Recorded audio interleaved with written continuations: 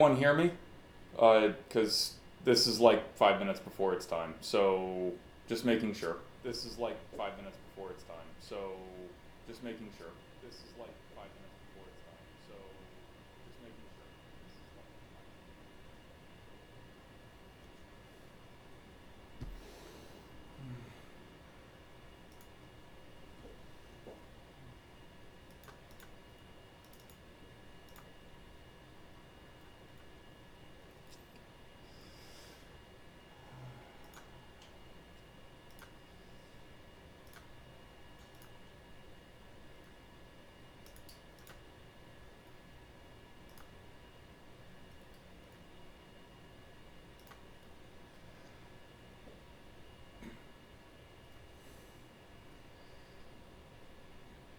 Okay.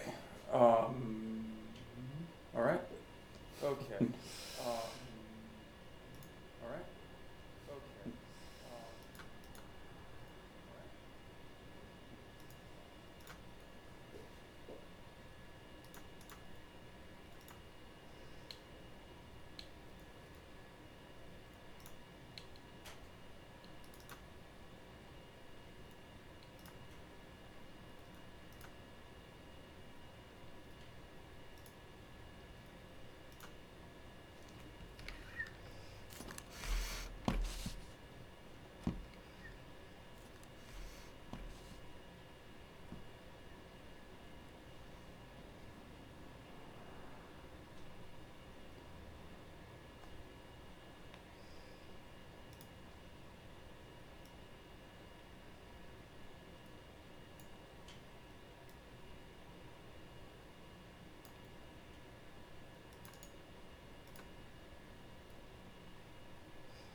Let's get this. Let's get this.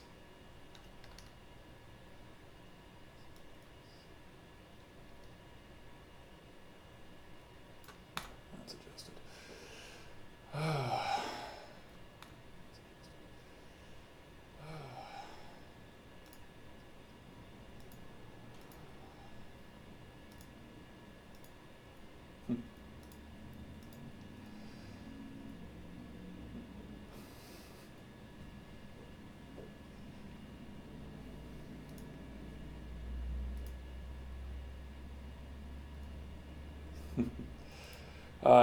If someone could type in the chat whether or not the volume is okay for my broadcast, that'd be great. Chat whether or not the volume is okay for my broadcast, that'd be great. Chat whether or not the volume is okay for my broadcast, that'd be great.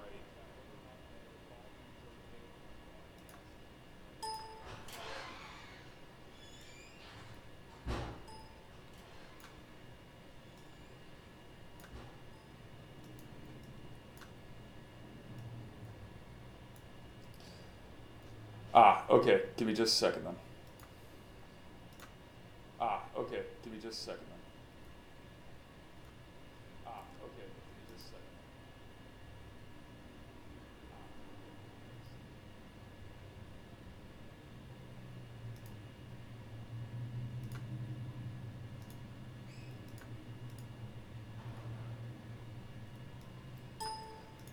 All right. Is the reverb gone? All right. Is the reverb gone? All right. Is the reverb gone? No. Okay.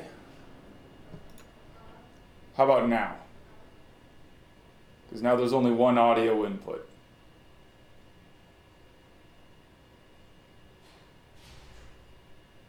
And now, and now, and now. Maybe? Better? Still reverbing or better?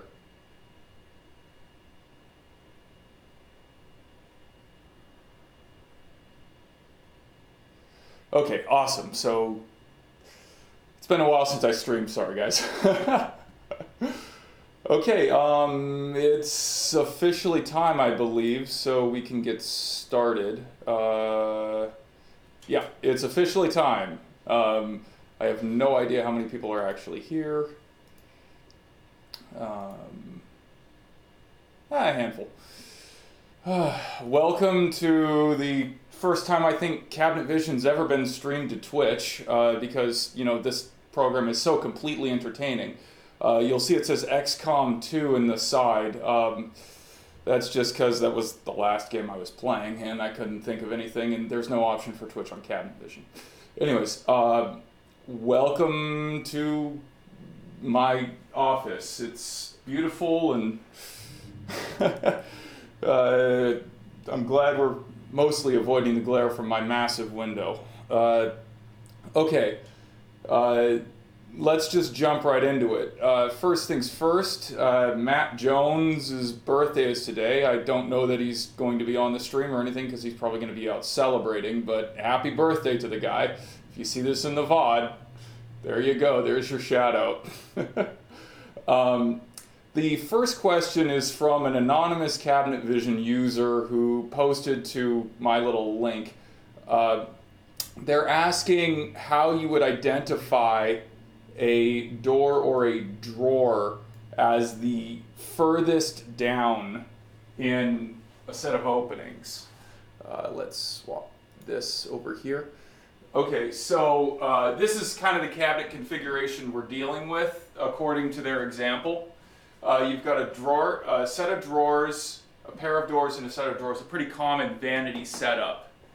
Now, what they want to do is they want to detect the bottommost opening. They want to detect the bottommost opening in each of these and extend it down 1.5 inches. Now, the extension down is doable through a parameter found in the help topics, through a parameter you can find by searching through the help topics. So I won't get too far into that other than to say,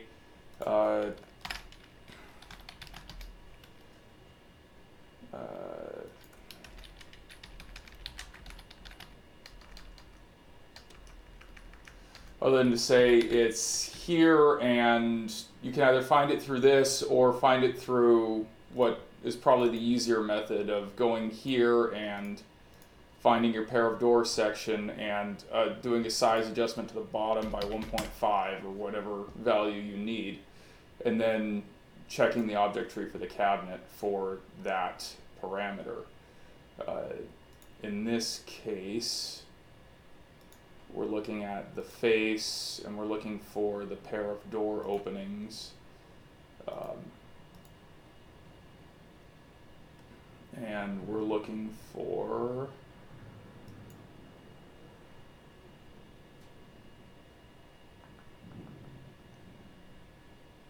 it looks like door Y.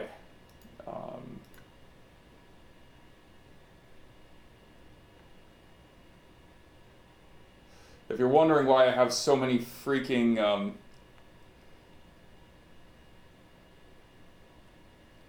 object tree is hidden behind your video. Can I move it? Oh. Is it still in the way? It seems to be okay on my stream. Hey, Caesar. Okay, so we just need to find the parameter, add it to the UCS. It's not that big of a deal. The real problem is filtering the bottom 3 openings that you can see. So what we want to do is we want to do a UCS that says something along the lines of, for each door drawer opening, so we're doing this live, there's no rehearsal or anything, so if things skip or jump or something, let me know.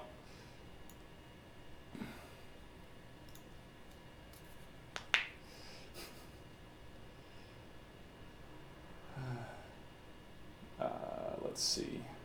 We want to just hit X because then we get no part, and this always takes a second, so my apologies. And that's because we're both on a network system and I have 185 UCSs. Go figure. So for each door open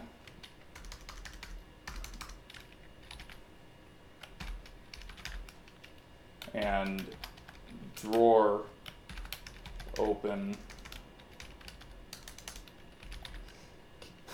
Darn you, Murphy. If y and I'm just spitballing some code here, we'll test it in a second. If y equals 0, yeah, it's honestly a better turnout than I expected. To be honest, I honestly didn't know who all was actually interested in watching this live and who was just going to catch the VOD. If y equals 0, then do things in this case. Or actually, the more efficient way to write the code, and then end if. Now, the problem here is that I'm going to give you all a little lesson if you don't know it already. Jonah would absolutely kill me if I didn't mention the exit parameter at this point. Well, good. That's awesome. What you really should be doing is, instead of doing if a y equals 0, then do things and then end if, what we really should say, if y is not equal to 0, then do things, then exit, and then end if after that, and then you do things down here instead. That means the UCS reads less code in order to move things along, and especially if you have as many UCSs as I do, that's absolutely critical on a network setup and everything else. A badly written UCS can slow everything down. So let's close out of here, and this is kind of the initial filter that we want to try and work with, but let's check the face openings and see where they're at actually in relation to the face itself. So if we edit this object tree, edit it, go to the object tree and check it out. I'll also take questions or comments or anything live on stream. I'll keep an eye on the chat. So if you guys want to ask me something there, that'll work too.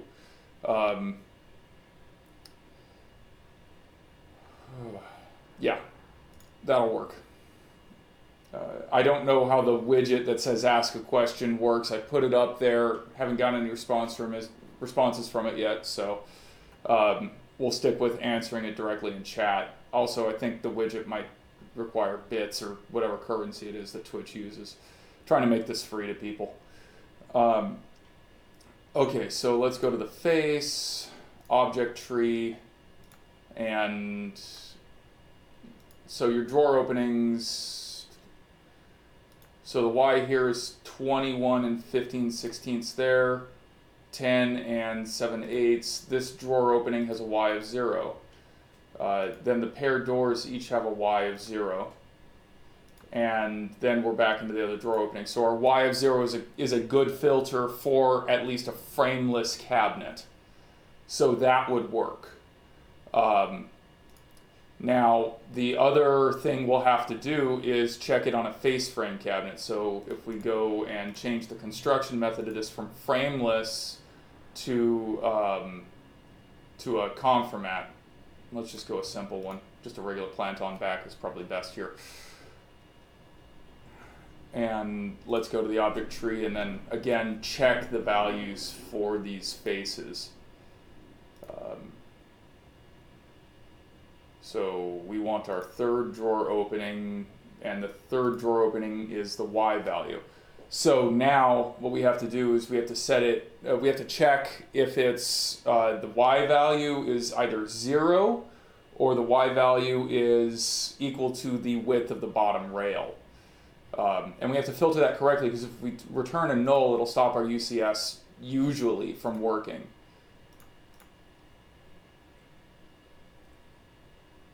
So there's two ways to check for the existence of a bottom rail.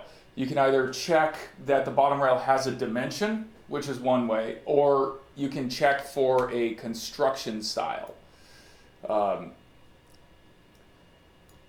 So what I think I'll do in this particular instance is just check for a dimension on a bottom rail, although that will also catch if you have an added part. If cab.case.br.dx is greater than 0, then do things, else do face frame things, else do frameless things, and if. Now, there are, what was I about to say? The reason you want to split it out like this not only is for the filter, but if you want to do one thing one way and another thing another way based on your construction method, it's probably, or not face, my bad.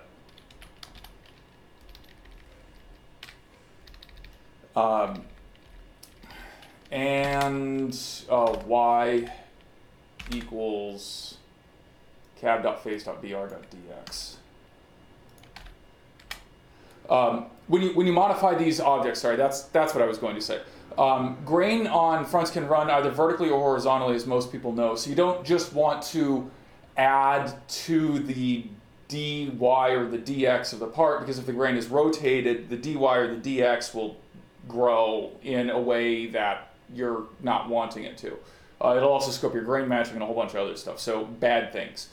What you want to do is you want to use the parameter that extends the cabinet down.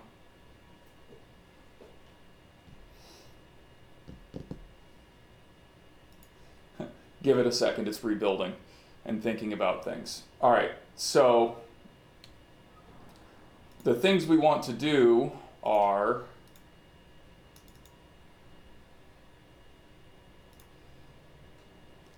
okay, so we want to adjust the overlay on a face frame and the size adjustment on the frameless.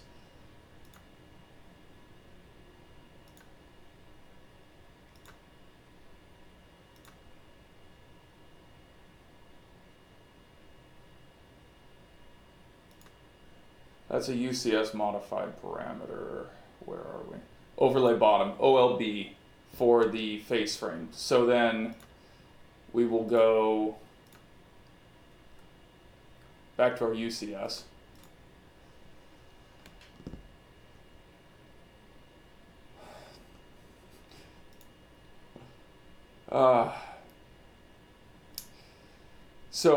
Quick question. How many of you guys have constant crashing issues with Cabinet Vision? Because I seem to crash maybe once a week at most, and apparently it's like every single time my boss logs in, he manages to crash Cabinet Vision by blinking at it badly.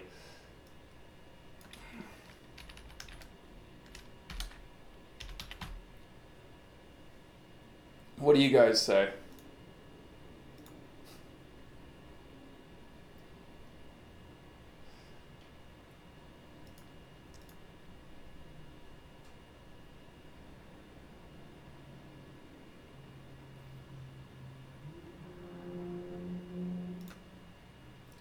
CAD crashes constantly, yeah.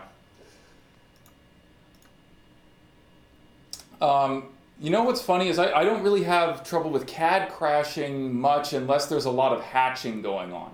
If there's a lot of hatching and you're sending hatching to drawings, it seems to be a little more frequent.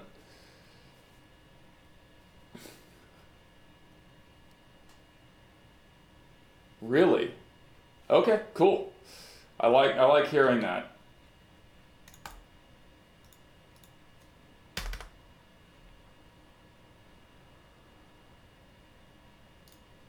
So let's test this and see if we've got our parameters going here.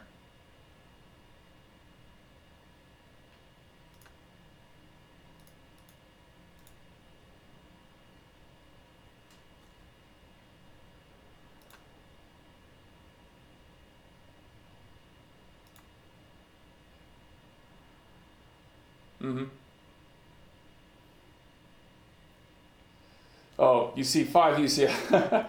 Yeah, that'll help quite a bit there.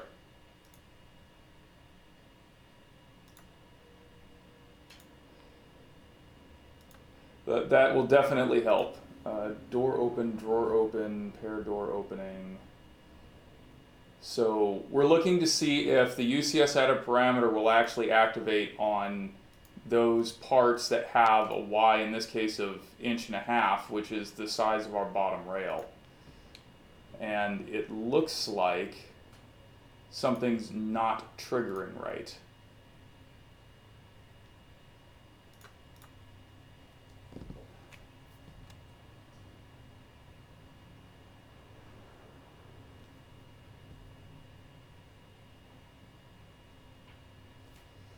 Let me know if I'm not expounding enough or I'm not talking enough or anything else like that.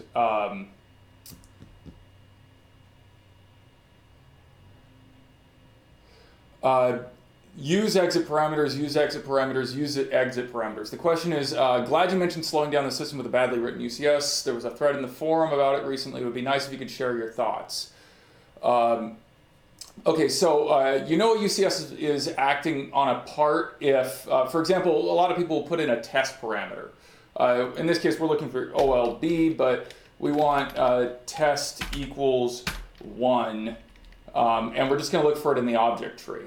You can make it easier to find by going underscore test. And then otherwise, I want to do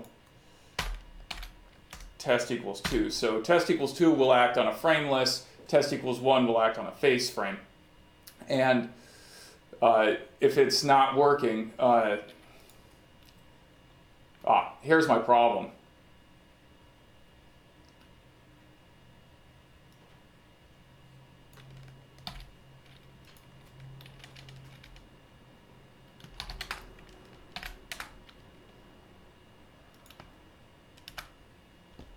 There we go.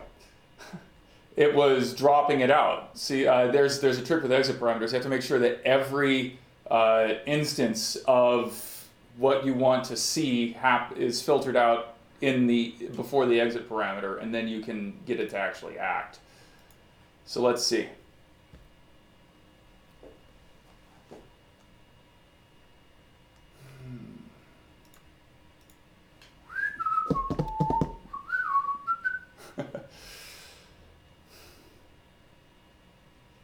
All right, now let's do a rebuild here.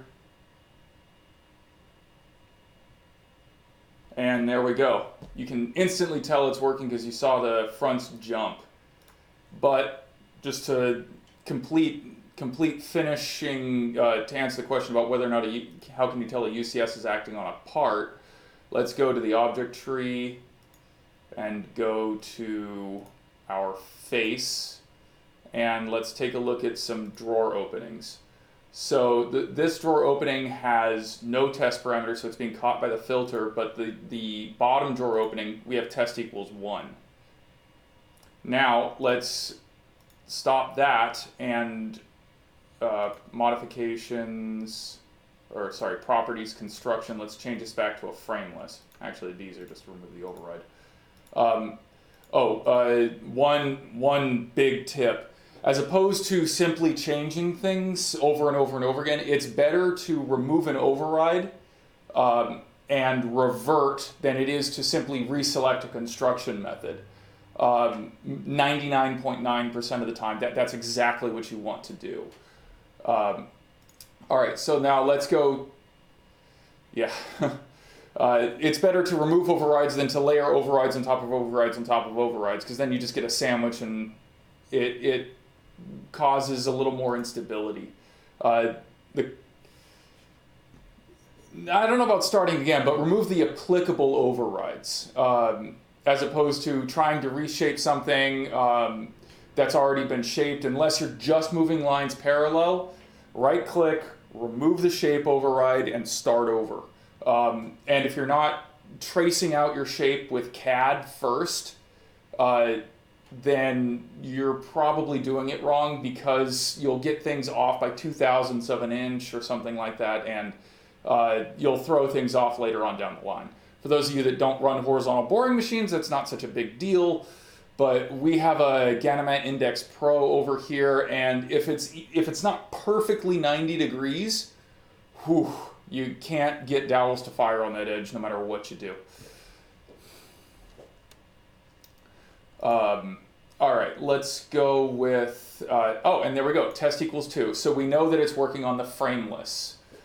And just to prove the point here, let's resection this again.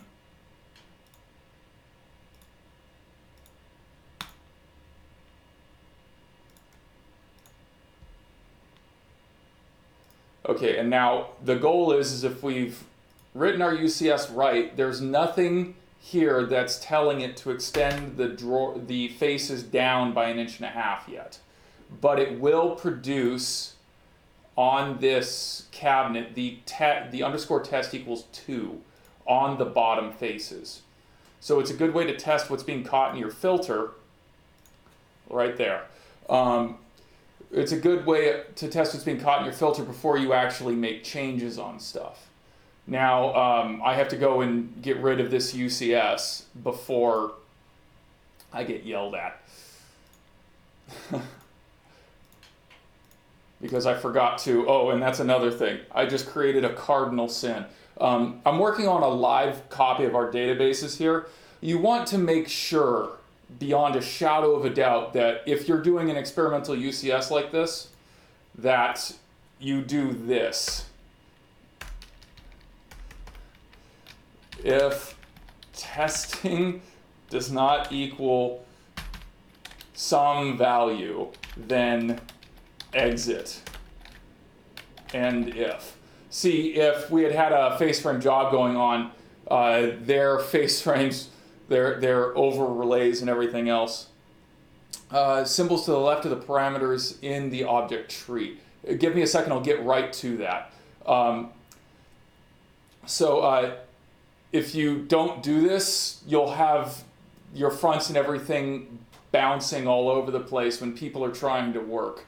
And worst case scenario is, especially if it's checking for a null parameter and adding a parameter, you could be adding a parameter to a different cabinet that can't be erased that you don't know is working on there.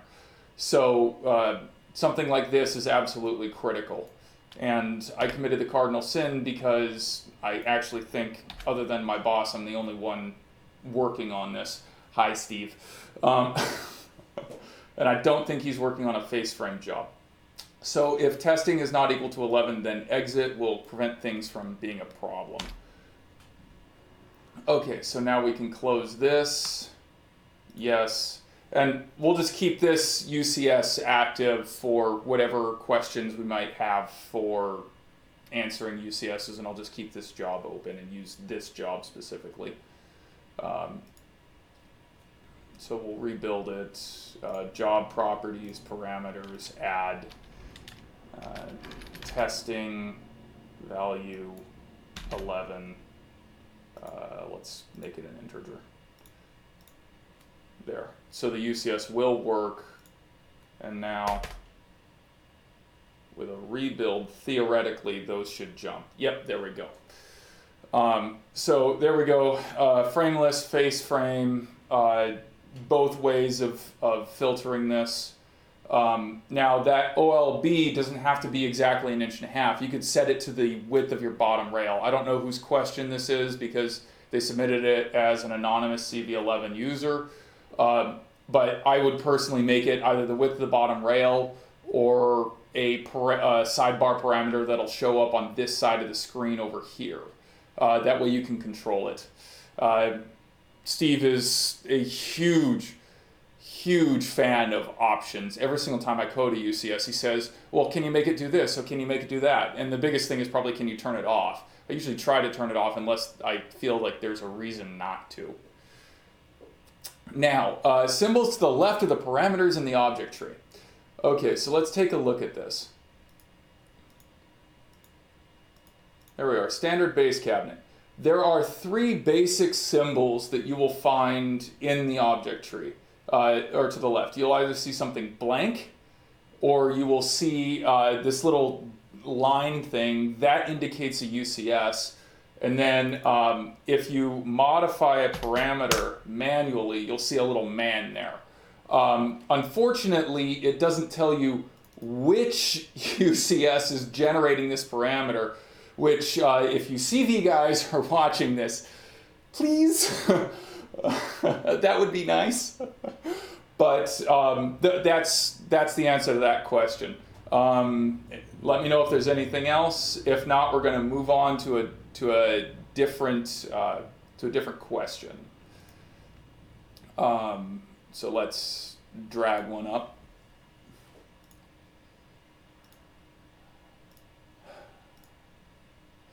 Okay, this one is, how do you add sidebar parameters inside of a UCS as Jonah and others do all the time?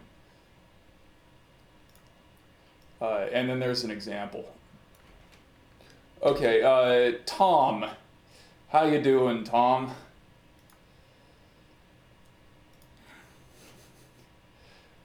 So the question from Tom is this. And let's save this. If you look underneath my portrait, I'm trying to keep a track record of what question I'm answering right now. So how do you add sidebar parameters with a UCS?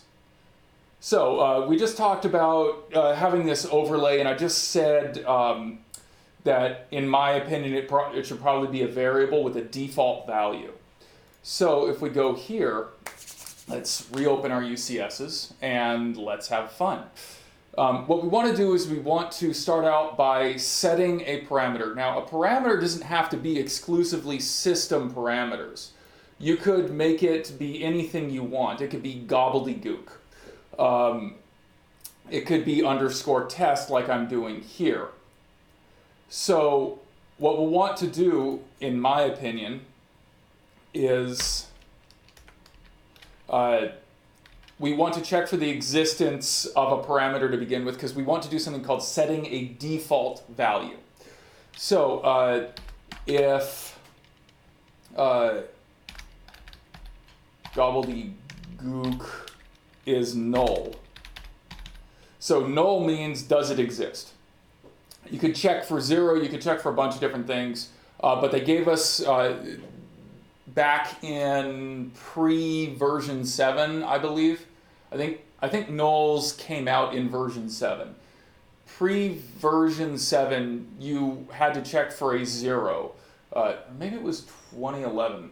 I don't know. It was either 7 or 2 years before that. You can check for a null as opposed to a 0, because some parameters you may actually want to set to 0 initially. So if gobbledygook equals null, then you say, okay, so if it doesn't exist, then let's set gobbledygook. And we want to make it as a, we want to set it as a style. So we want it to be on the sidebar. We want it to be a measurement because we want it to specifically adjust. Measurement equals, and we're going to say 1.5 because that's the default value of the question that I was asked initially. And then style will be 1. Now, the style is, you can have 0, 1, or 2. This 0 style is a standard parameter. You don't see it except in the object tree. 2 is a note. Notes are interesting because they get preserved through assembly rebuilds. But that's what I'm saying by assembly rebuilds is a little different from what you might think. The door, for example, is an assembly in and of itself. So you have all these parts in a door, and the door is comprised of those parts, but Cabinet Vision treats it as a single object. If you want a parameter to stick on a door part, an individual part of a door, like a door left style or a door right style, you have to add it as a note. Otherwise, when you rebuild, it will disappear because it's not looking for parameters on the door pieces, it's looking for parameters on the door as a whole. So you have to add it as a note, which is a style equals 2. But we want a style equals 1, which means it's a sidebar attribute. And we're going to add cab in this. just to show you some of this. So we're going to remove this this phrase so we can catch the cabinet in this. If name equals door, let's just copy this.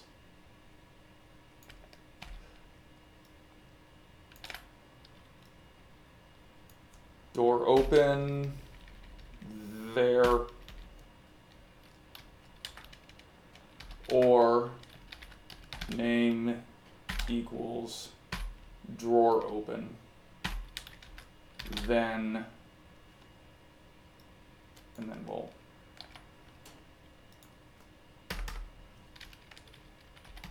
else,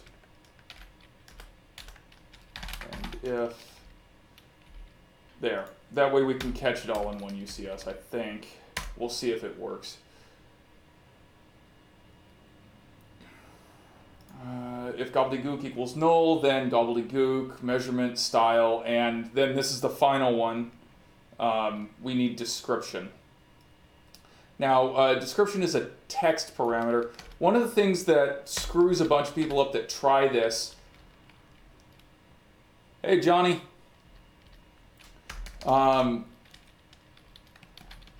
One of the things that screws up a lot of people with this is that you need to have single quotes when you're checking for strings.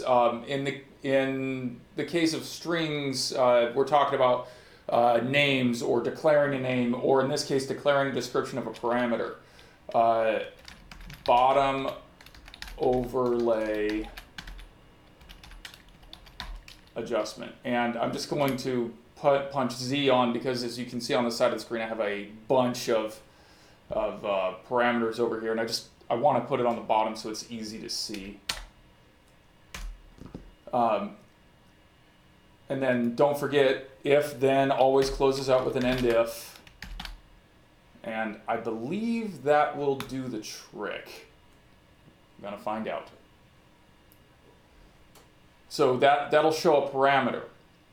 Now, later on, we're going to have to, I actually have that code in the wrong order for it to really be 100% functional in a single UCS. Typically, you want to separate stuff that acts on cabinets separately from stuff that acts on pieces within the cabinet. And yeah, you see it's not functioning. Okay, so let's copy that block of code out, put it in its own UCS, and go from there.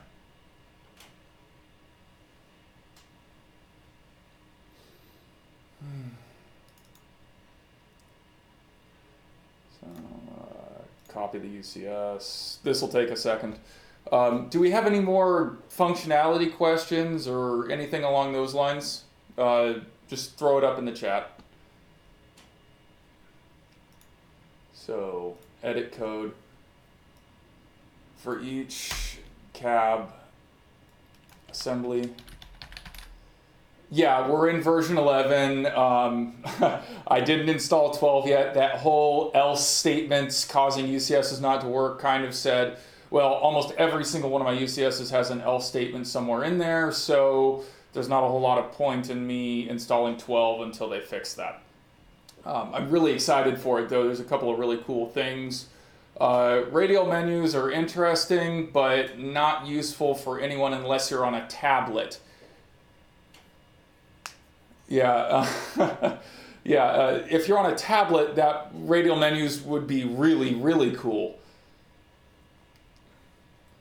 No, there's several of them that definitely don't. The most useful UCS I've ever written, hands down, that saved the most time out in the shop, no matter what, my favorite UCS ever written, doesn't have any else statements in it, I don't think. So it's not entirely true. Just most of them do. All right, so for each cab assembly, we can just get rid of this. If gobbledygook is null, then gobbledygook measurement. And now we're just going to copy this parameter gobbledygook, which is just a random string of characters that makes sense to us. And now we're going to set The other UCS is bottom reveal to gobbledygook. So if a condition exists, then we will follow whatever parameter is in gobbledygook. So we're setting our parameters, and let's get rid of the else statement and then the door and the drawer open thing, and we'll remove the cab part. Okay, so we've got this. So overlay bottom is going to now equal gobbledygook in both instances.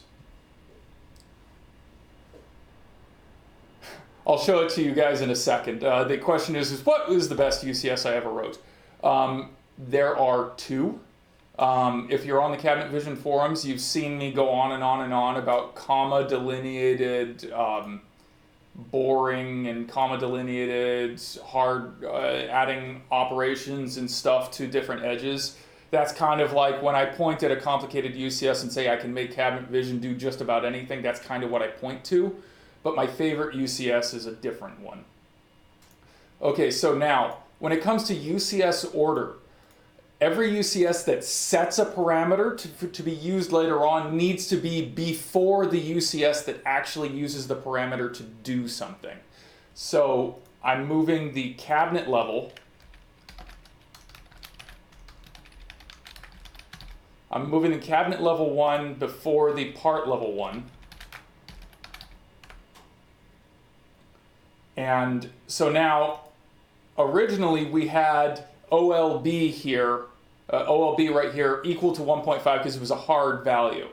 Now we're going to have it set equal to a parameter that's in the sidebar whose default value is 1.5. So let's go for that. And again, here's the cabinet level UCS. Now, one other thing about setting something like testing equals 11.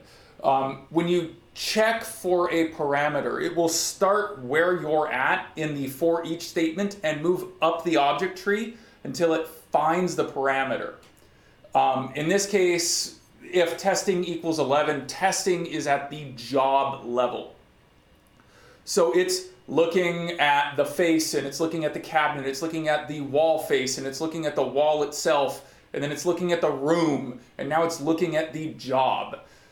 Don't do this too much. I'm doing it here because I'm running a set of tests. You want to try and jump as much of the object tree as you can.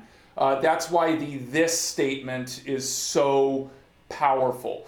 Because what you're saying is check for an existence of the parameter on this thing. So if I said for each cabinet assembly, if this dot testing is not equal to 11, it's looking for testing exclusively on this cabinet. So it's not jumping up the object tree, it's not thinking more.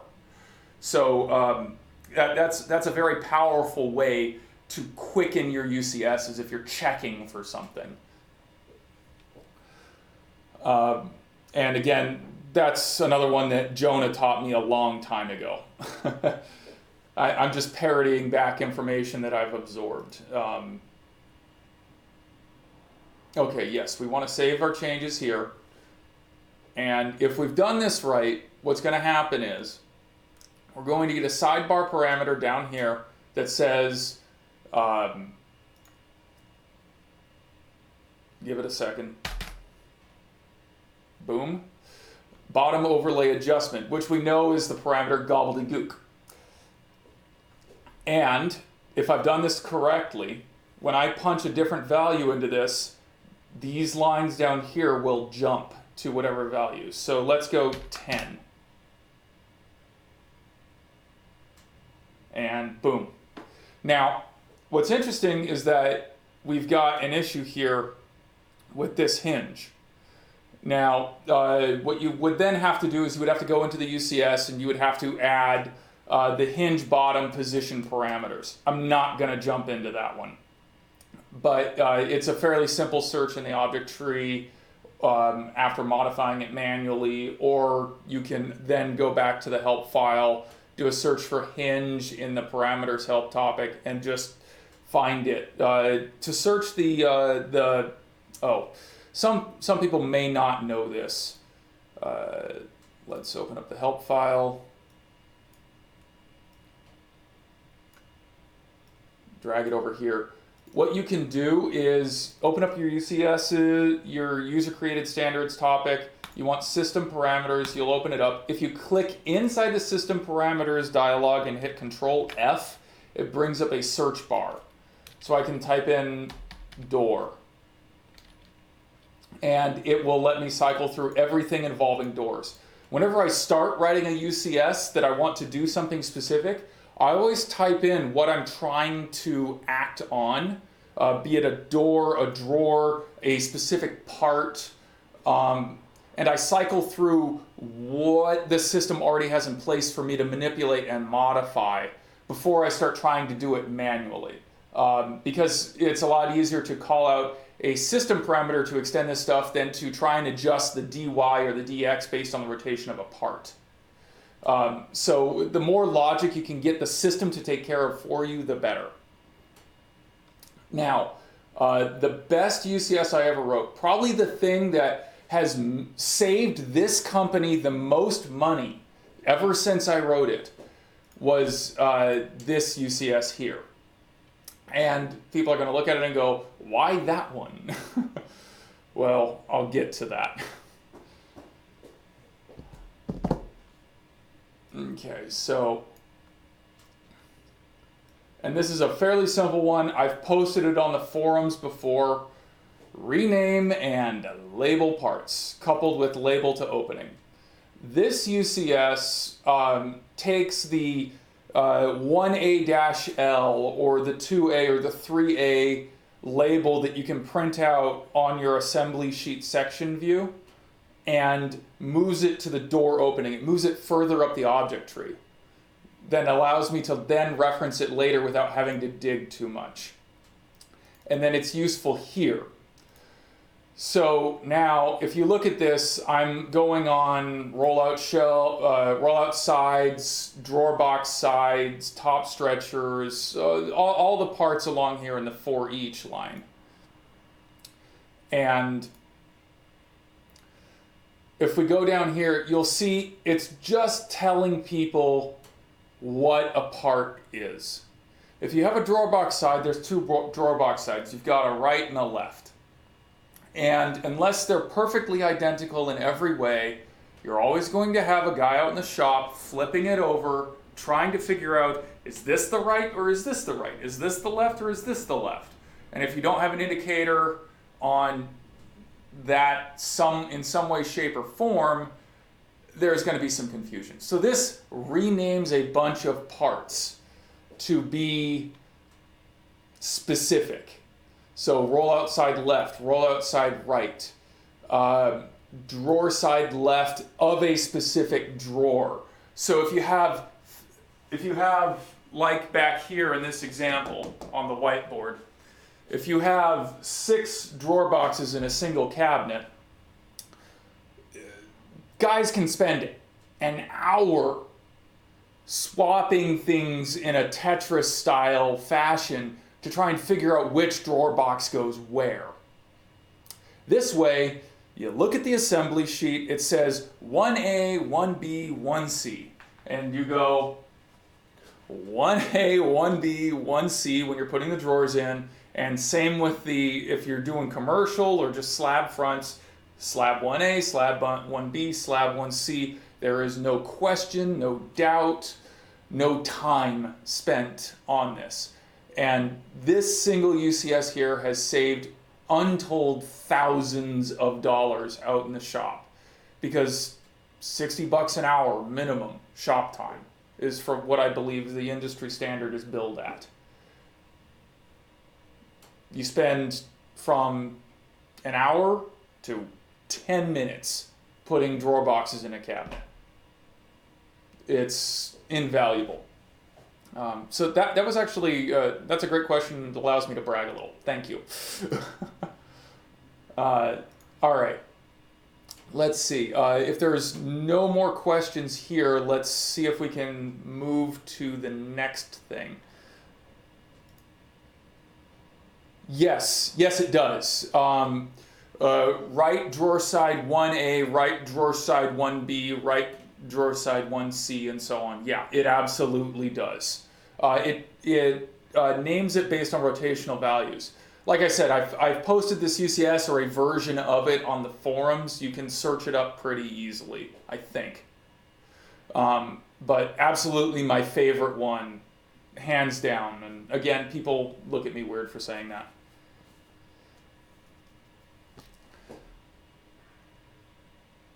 Thank you. I wonder if Splinter is actually Steve. He's being a little too complimentary.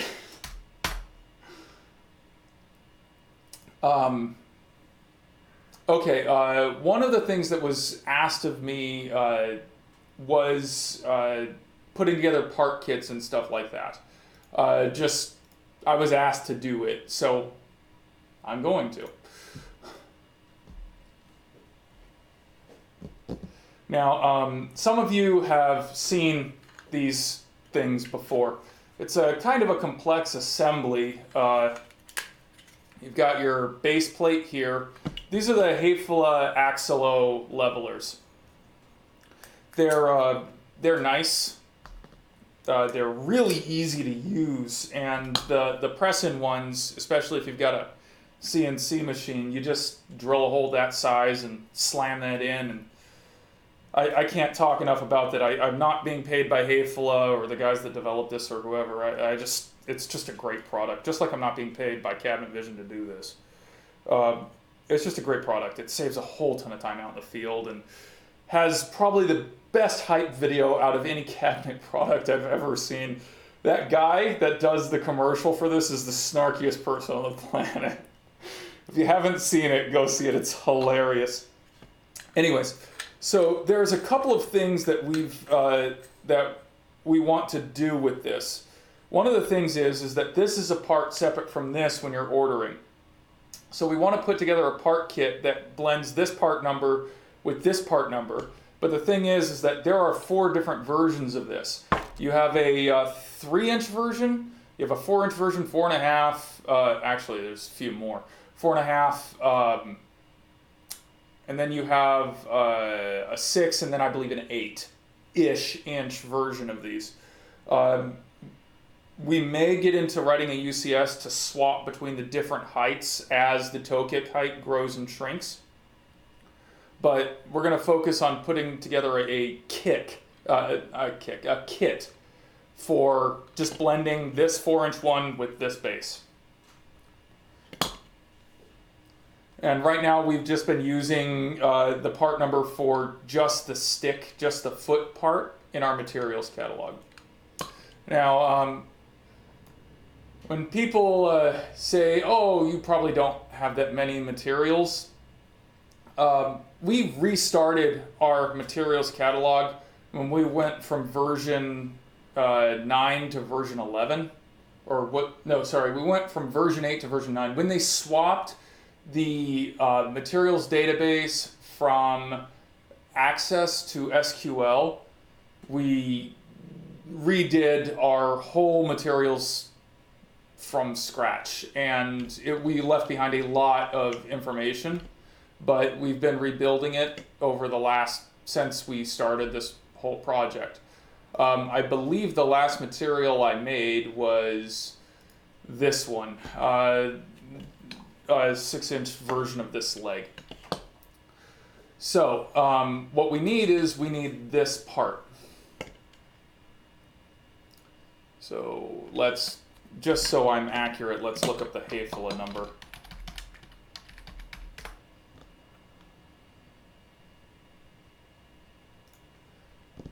Just to make sure that I've got the right part number. Oh, and another thing, I use the corners, I don't use the square ones.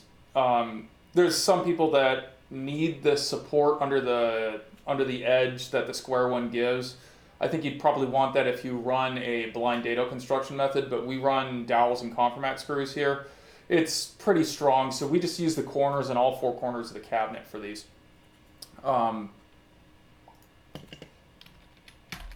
Axelo and mounting plate corner, there we go. And 637, 76, 30, 412 is the screw-in one. We want that one, which is the quick mount. So if we come over here and we're just going to, let's just copy this one. Hafele Axelo corner base, and I'm just going to append this with the, it didn't copy it. Let's see, 637.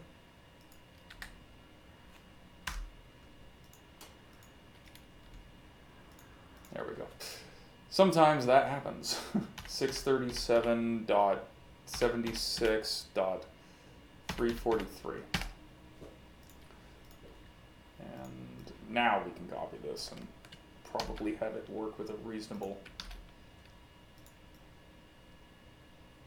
Okay, it for some reason copy and paste isn't liking me right now. I love technology and I hate Murphy with a passion. Okay, so if you see these symbols here in the materials catalog, these indicate a kit, sorry, not a kick, because we're talking about toe kicks.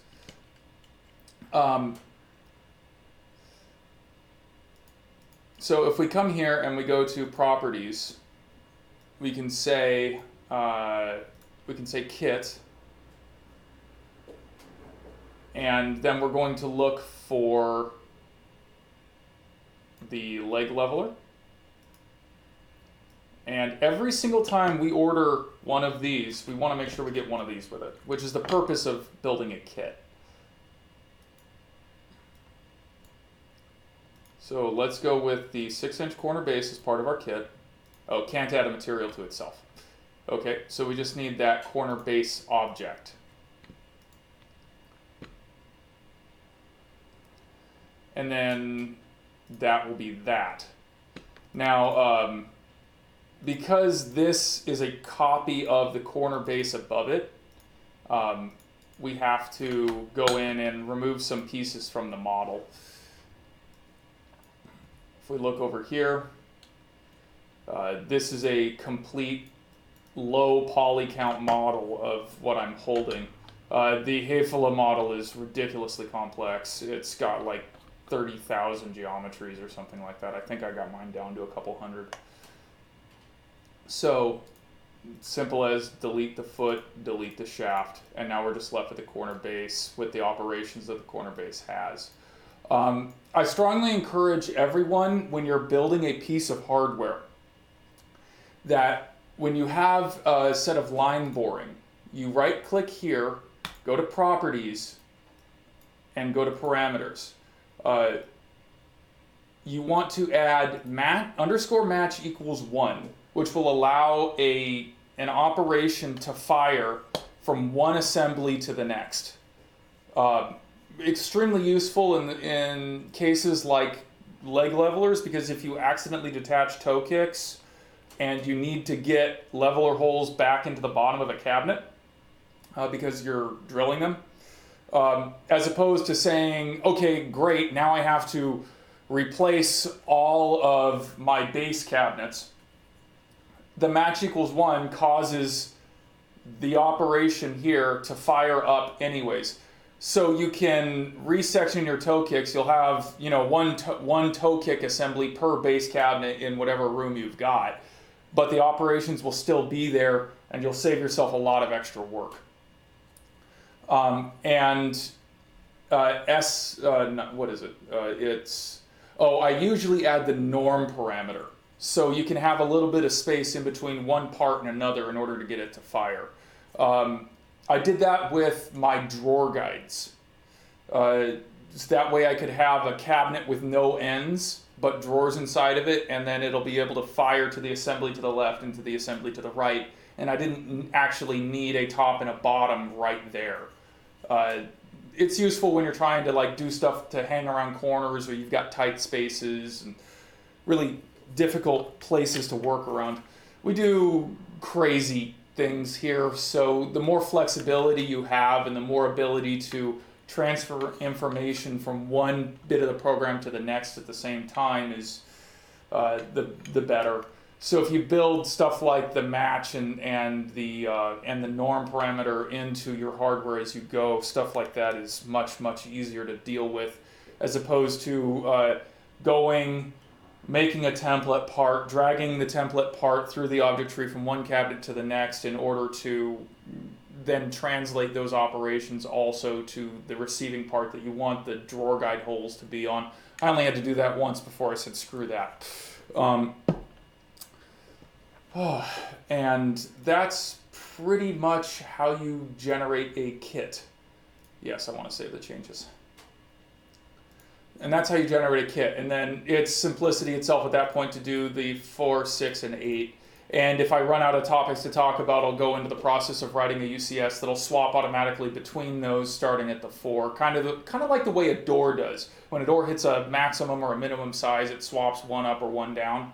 Well, we're not going to limit it to 1 up and 1 down. We're just going to go down the whole range. You know, if the tokic height is this, if the tokic height is that, if the tokic height is in this range, and this range, we'll swap between them. Okay, Jim Underwood on the forums asked me one specific question, and it's how do you work faster in Cabinet Vision? Few of you guys saw me post about this doohickey. It is strapped to my computer, so it's going to be hard to get you guys to see this. I can't. It's this little pad called the Infiniton. It hasn't sped up my work to unbelievable levels, but what it has let me do is it has let me single key press a bunch of stuff. Its interface looks like this. So what you do is, as opposed to trying to move my mouse around a whole lot when I'm doing CAD work, I can just hit one of these buttons on this pad and it'll pop up, do all the clicking necessary to ensure that this is the tool that I've got, and pop back down. Now, the Infiniton pad itself doesn't do that, and technically speaking, any programmable keyboard can do this very easily. The trick is you want this program. Pullover's Macro Creator. It's a free program. He distributes it online. It's massively helpful. What it does is it records mouse movements and things like that on as you move things around, and then it'll allow you to replay them. So specific mouse clicks that are relative position to the window you've got, which is nice because that means I can record a set of macros like what I was showing you earlier with the Infiniton pad. I can record a set of macros for text leader, for trim delete, for an aligned dimension. So how many times have you had to do a whole bunch of linear dimensions, but then you've got just the one angle dimension, and you have to go and you have to click in and you have to drag it, and you're kicking yourself for that. Well, being able to swap between a linear and aligned dimensions here with a single press speeds things up. Yeah, you've got it. The infiniton.com thing, link right there. Being able to swap between them massively speeds this up. And that is done. Let me actually show you those scripts in particular. Oh, yay, stopped working. And eating all my memory. Okay, close the program. Fortunately, that's just the creator. The macro itself runs on the AutoHotkey platform, so if you're used to that particular platform for doing things, if you're used to that coding language, go for it. If not, the macro creator, the Pullover's macro creator is absolutely the way to go. It takes very, very little learning of new things in order to be used to it, which is kind of why I'm recommending it. So let's actually open the macros that I've got for what we're talking about here. All right, CAD tools. And I'll walk you through some of this. Yeah, I thoroughly expected Murphy to have a larger showing in what we're doing today.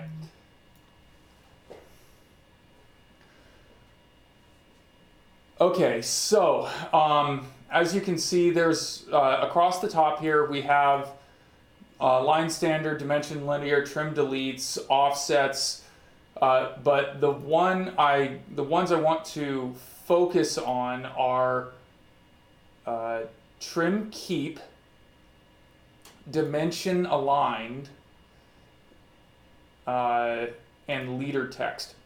So one of the important things, it's one thing to program a macro to just blink your mouse across the screen and do a bunch of clicks. But the problem is you're not physically moving your mouse to do that. So then your mouse is stuck over here in the corner, your cursor is stuck over here in the corner, but your mouse is actually in the bottom part of your mouse pad, so you gotta lift up your hand and put it down again, and that's annoying. So what you do is, when you've recorded your macro, you want to do something, a command called mouse get position. And then what this does is it records the X and Y position of the mouse when you start the macro. So it'll grab those positions, do your whole recorded macro, and then at the end, you tell it to move to the coordinates that you set before. And the percentages are, hey, we're looking for this variable. So percent sign, variable percent sign says, insert this value. It's kind of like referencing back to a parameter inside of a UCS. So then you do your whole macro, and then its final command is blink back to where you started. So you don't have to move your mouse, you just hit the button and it blinks to what you want and blinks back to where you started from, and then you're free to move on. I strongly recommend, when it comes to recording macros, go to your recording options. Remove capture key state, remove mouse moves, and remove timed intervals. Those will flood you with massive amounts of useless information for what you've got. The other thing I recommend is sometimes you move too fast for cabinet vision. Like, for example, with dimensioned aligned. It will produce these macros and these mouse movements in billionths of a second, millisecond, less than a millisecond. It can run through the entire macro if you want it to. That's not always a good thing, because sometimes cabinet vision is slow to catch up to the party. So what I do is I put a pause of about 100 milliseconds in between each command.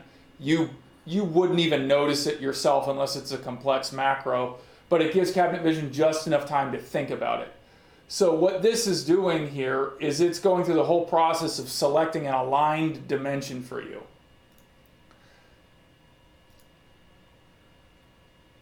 So let's get these out of the way. Let's pull up a new job and let me show you a little bit what I'm talking about. Yeah, it is pretty nice. So if we come here, and we're just in the CAD layer, and we have our dimension lines. And we're in linear right now, and we're just pulling a bunch of linear dimensions. You know what? Let's get off of fixed scale. Let's do a layout dimension so it's readable. So we're just pulling a bunch of linear dimensions, and now we want an aligned dimension. We have to come over here. We have to click here. We have to click on the drop down. We have to select the aligned dimension, and then we have to click back out here again in order to get an aligned dimension. Now, that's really annoying. If I activate my CAD tools, I can, let's reset this to a linear dimension again. So I'm going here, here, here, here, here, here, and then I want an aligned dimension. You see that blink? Now it's an aligned dimension, and then back to a linear dimension. That's one way to speed things up a lot. And getting used to having the Infiniton keypad, it takes some getting used to, and if you're used to doing it one way, you'll slow down just a little bit to start with, but once you're used to using it, man, you'll rock through that CAD stuff really, really fast. Another way it speeds things up is by automating repetitive tasks. One of the jobs, fortunately there's no personally identifying information on this job. And this goes back to AutoHotkey again and the macro recorder. This is a concrete form that I had to do. And if you're familiar with the CAM, area of the program when you're dealing with the operations there, you know that once you copy an operation, it loses its intelligence.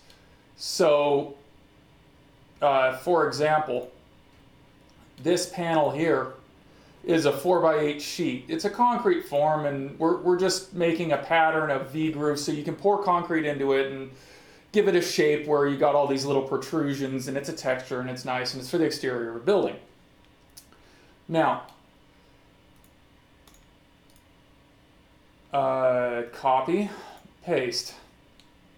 What we've got here is, let's make this 120 inches. You can see that some of the operations here followed, but this is my V operation right here. None of those followed because those are all copy and pasted in the CAM editor because I didn't want to go through the process of setting one off 3/8 of an inch, setting another one offset 7/8 of an inch from that one, and copying and pasting, copying and pasting, copying and pasting. So what I did was I just copied a whole bunch of them, pasted them at once. So I found that to be particular. So now I have all of these operations that I have no programming on. So what I did was I wrote a relatively fast macro. I say relatively because I beat my head against a desk for a second trying to figure it out on why it wasn't working. It wasn't working because I accidentally deleted a move that I shouldn't have deleted. Set dy to :dy. So basically it is moving around the screen within the object tree. And when I click on something and I hit a button on my Infiniton pad, specifically, let's bring it back up, specifically this one, which I need to rename.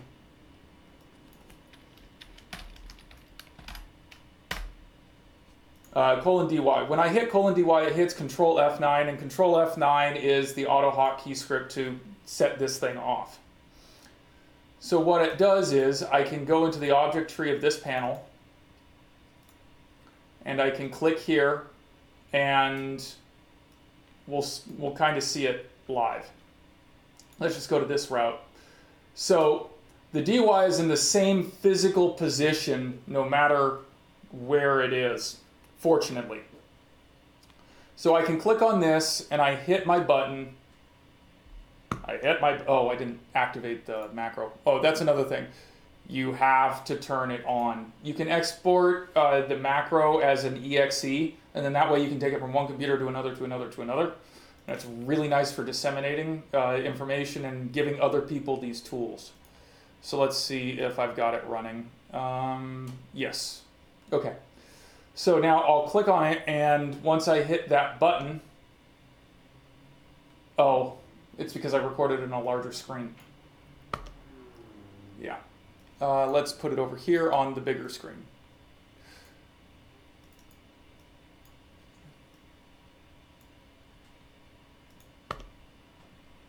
Nope, it just screwed up my...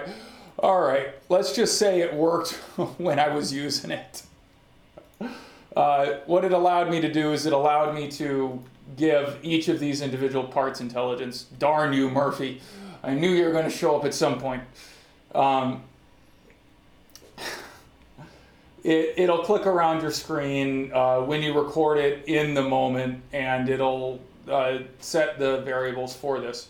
And I can give you proof of that because I can take this one from 120 to 250, and all of those operations followed this time, because this is the one I worked on yesterday. Okay, any questions about that? Oh, give me a second, let me pull up the link to that.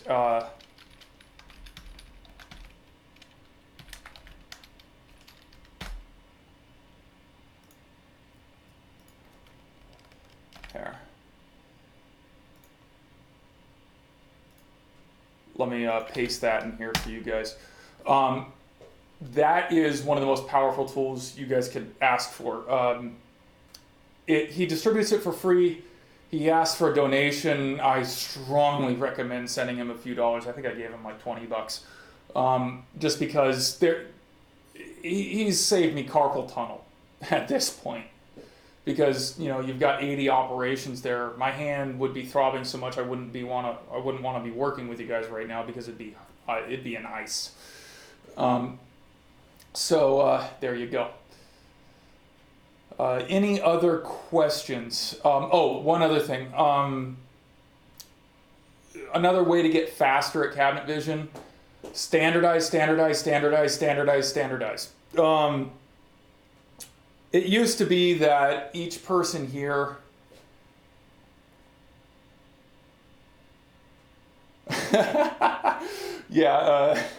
spamming the opening of the UCS editor. That's one way to go, yeah. Standardize, standardize, standardize, standardize, standardize. When you have, and Jonah was talking about this Wednesday. If you don't watch the webinars that Energy puts on, do it. There's a lot of really good information there. We're working on transitioning our standard operating procedure worksheet from a PDF document to a wiki instead, because he showed us what was possible with that. You definitely want to disseminate your information. You want to standardize everything. You want everyone drawing on the same page at the same time. There's a tendency when you have a bunch of different designers, if you have 5 different designers, they have 5 different ways of presenting information. Don't let that happen. Do it one way, one time. Do it one way, one time, and then that way, if you want to do something like give Joe one room and Bob another, the drawings for Joe's room and the drawings for Bob's room will be cohesive in their style, which means that it won't look different when you flip the page. And that's something pretty critical. If you look at our drawings from 3-4 years ago compared to now, it's night and day difference. I don't really want to brag much, but I don't really have one I can show you without giving away personal information right now. Unless Steve interrupts and tells me that there's a job that we can brag about. But we have so much more information, and it takes a little longer to produce the information initially, but each consecutive revision is significantly faster, and only one person needs to produce detail 1A. Because if Joe makes detail 1A, then Bob doesn't have to. Because you can blend drawing sheets using Adobe Acrobat, and then that'll let you put together a drawings packet from different cabinet jobs into a cohesive whole quickly. And then that way you can split a large job up that's 13 or 14 rooms to 3 or 4 different people, create a set of drawings and come together and actually get it done in a week, if you want to do that. So that's another really big way to speed things up. Just within Cabinet Vision. We do all of our drawings within Cabinet Vision. Jonah's process is working mostly in AutoCAD, I believe, and I think there's a couple reasons for that, but one of them that he might not be telling you is that, as we all know, Cabinet Vision's hard to learn. And AutoCAD is universally more used in general, which is why I have this up here. Uh, our, a friend of mine, Brandon, recently got hired here, and he was running through Object Intelligence Complete, and he finished it, and I told him to start over, and his reaction was basically this.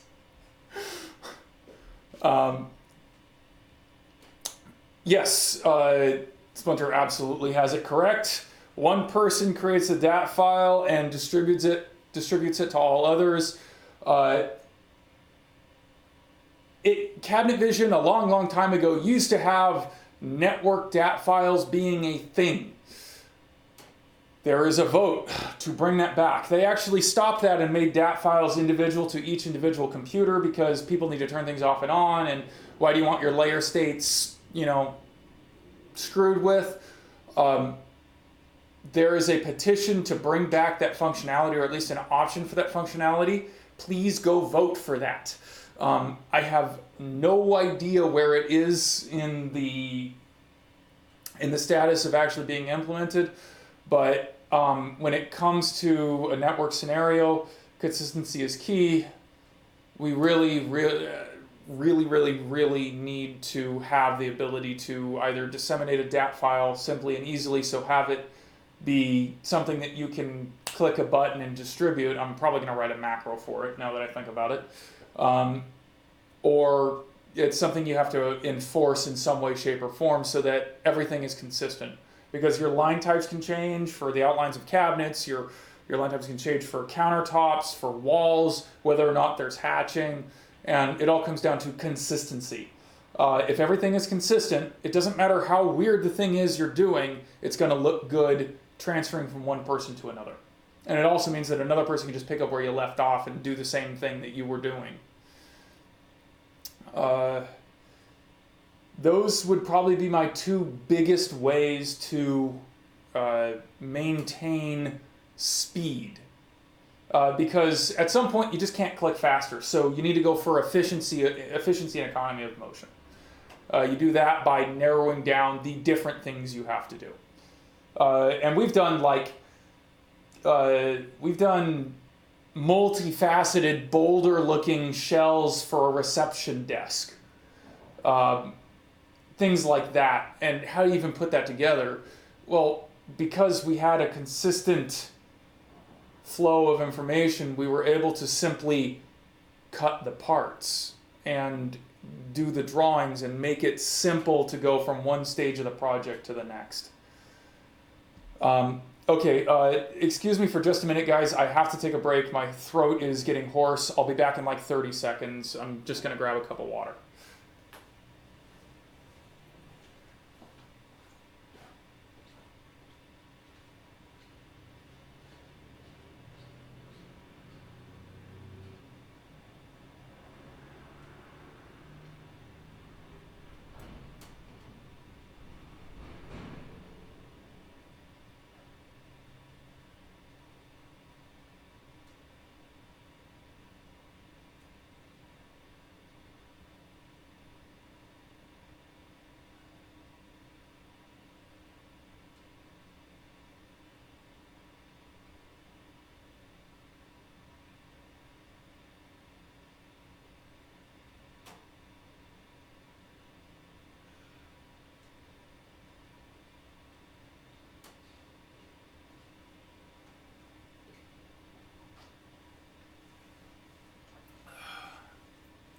Okay, I'm back. We had a bunch of people ask about sloped wood hoods. For that one, I'm going to have to say the way I've always done it, and getting them out of Cabinet Vision is a pain. Until you... I would keep the sloped wood hood as a SketchUp import, unless you're doing renderings, in which case you're kind of SOL with my process and procedure. I don't screw with PhotoVision renderings right now. I'm waiting for a PhotoVision tutorial on lighting. There are some people that have achieved some results. If you guys know a really good way to do it, do one of these about PhotoVision yourself, because everyone could use the help. Absolutely everybody.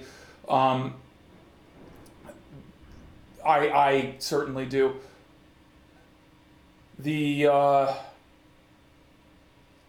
I keep it as a SketchUp object because it's easier to modify an object like that within SketchUp as opposed to trying to keep all the parts in order in Cabinet Vision.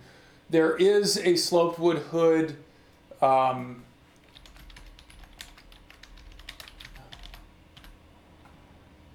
Sorry, just changing the question so anyone that's just on a video looking for kind of a marker can get through it. There's an object online on the forums that was posted that is a sloped wood hood. From what I understand, a lot of people use this. Seek that out, use that, but I keep mine in SketchUp until it's time to actually produce the parts. And then I use the SketchUp object as a framework to put individually added and shaped parts to. It's not the fastest way to do it, I don't think, because it is possible to make an intelligent object with a shaping, but because we personally do them so infrequently, it's just the way I've found that works the best, as opposed to struggling with parts that don't stretch the way you want them to and stuff like that. Again, it goes back to when you're shaping an object, CAD out where you want it to go first and then shape the part. That way you can test stuff and just snap to points as opposed to trying to create the shape with construction lines or something like that while you're doing it, or having a non-closed shape. That's another thing. When you are shaping a part, break the edges as opposed to drawing it from scratch. So let's walls here, select objects, commercial, base, whatever. Oh, another thing to speed things up, but I probably don't need to tell anyone this, is create a consistent catalog of your most common configurations and use that. Automate everything you can will help speeding things up, help with speeding things up. That's why most shops could really use a UCS engineer, even though they don't necessarily want one. Okay, so here's a part. And we'll edit its shape. Now, some people can just draw a shape and be just fine, but sometimes it doesn't actually interact. And if you see, we actually have an extra line right here, which can happen, or lines just don't line up quite right. And you've got this check thing here to see if it'll work. Now, what I always do is I always start with a part and I right click and I break. And breaking, if you remember the old shape engine, you could just add a point. Breaking is adding points. So you can take that and you can click and you can shift it around. And then that way what you have is you have an enclosed object always. You don't have to worry about opening it up or tracking down a joint that's not quite matching. It's just there. And it's working with consistency and efficiency, and making sure that stuff works from the get-go.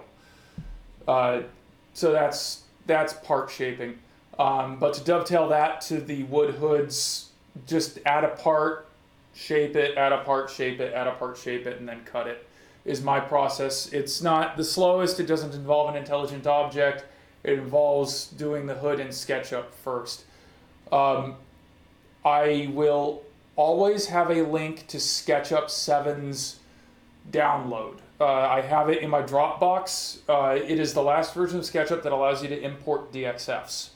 SketchUp 17 is also the last SketchUp that allows you, is it 17 or 2017, is the last version that allows you to have it installed on your computer, as opposed to a web interface. Why they went to a web interface, I don't know, other than to frustrate people even more into giving them money. Which, hey, it's their software, they wrote it, they can do that if they want to, but I'm going to stick with SketchUp 17 now. You still have access to all of the online tools that you need as far as the warehouse. Eventually, I'm sure that some of the objects in the 3D warehouse won't be importable anymore, but until then, SketchUp 17 is the way to go. Free software is always a nice bonus, and if you can support the creator in some way, do it. But if they're asking for $500 per license or per year or whatever to enforce that, I can't afford it personally, and I don't really want my boss to have to either.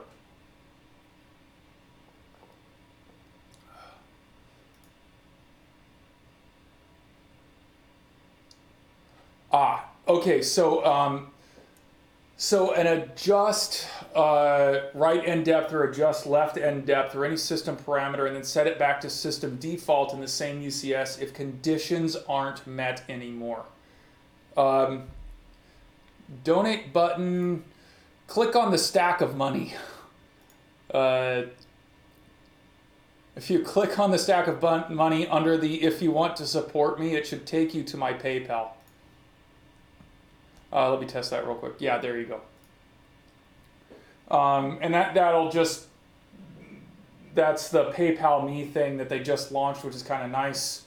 That way I don't have to have a commercial PayPal account in order to get you guys to be able to donate to me through stream.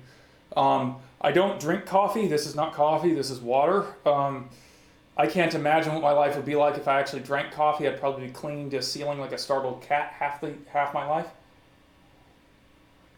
But if you give me enough money, I'll probably start a habit. Okay, so the question is, how would you modify system parameter in UCS? Say adjust right end depth or adjust left end depth. Okay, so the adjustment parameters don't actually exist until you add them. So you can in a UCS check for a null.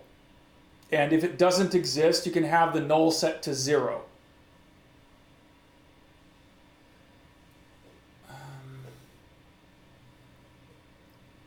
Well, don't worry about it. I'm putting this on for free. If you want to throw money at me, throw money at me. You can also send it directly with friends and family to my email. It's davidslane@gmail.com, if that works for you.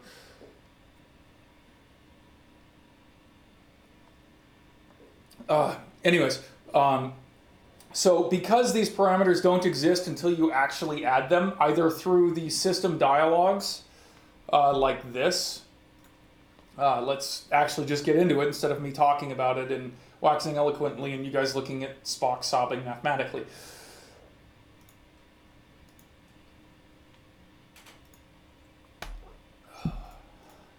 It's like 90 degrees in my office. I absolutely love this. Okay, so we have a standard base cabinet here. If you look here, properties, parameters,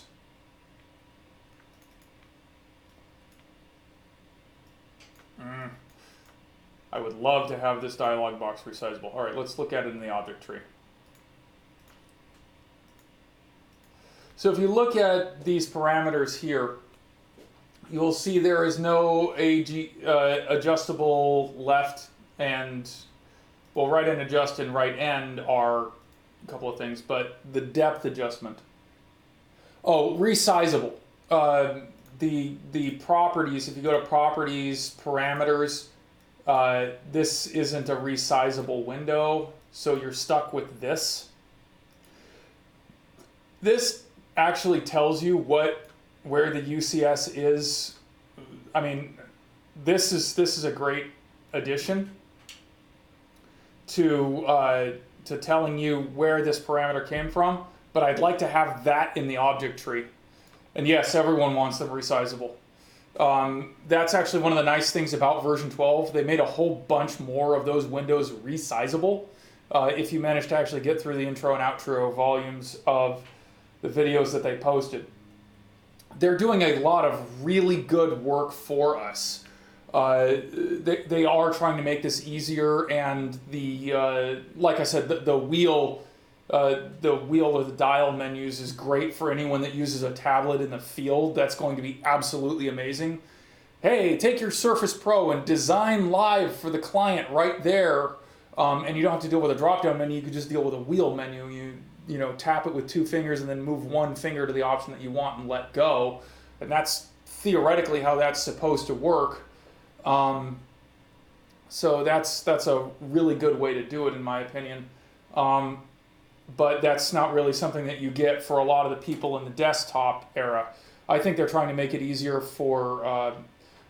and expand into a slightly neglected market. Let's put it like that, a neglected market. So now, adjust right end depth, adjust left end depth. It does not exist until you double click, go to properties, modifications, modify assembly. Not modify assembly. I'm discombobulated there. Scribes, reveals toes. Why am I missing this?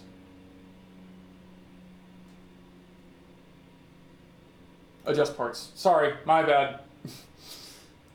Murphy and talking verb. All right, 10 inches. So now you'll see this here.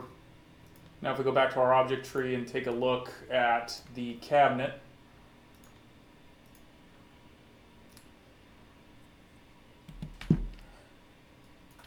let's fix this while we're at it.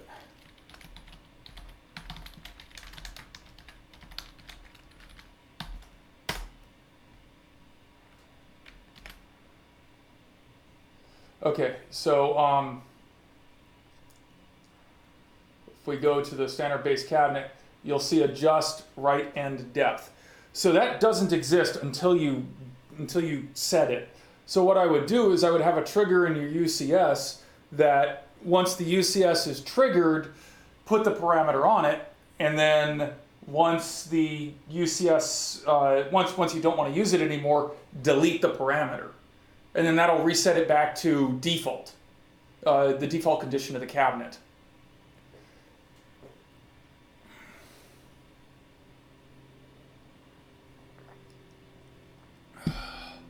Anyways, I don't know what to say about that beyond that.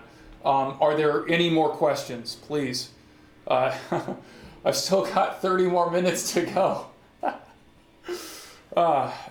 There were a few questions that were asked about footed toes and shaped parts. I do not have the requisite research to answer that question now, and I think it would actually take a very long time on stream to answer it.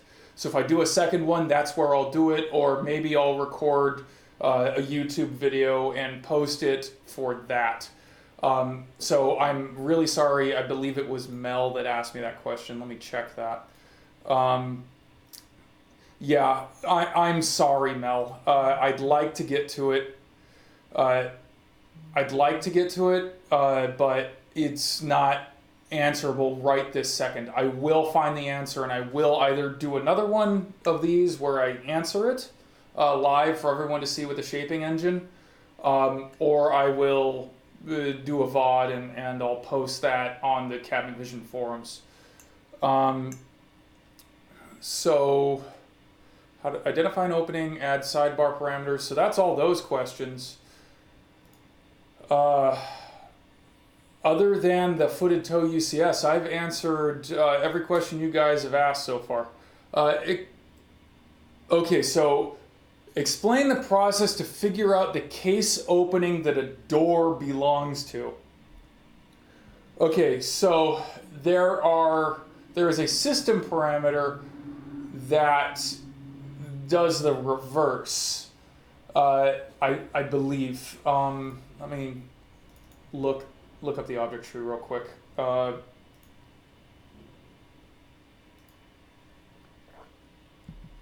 Excuse me. We have face Face opening, drawer open.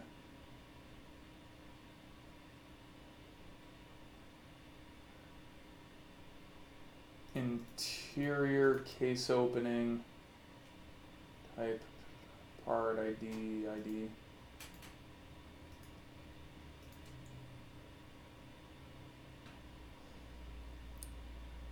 Yeah, I'm sorry, Mel. I wish I could, but it would take a lot more time than I have. Section interior. Let's add an adjustable shelf because maybe that's where the parameter exists.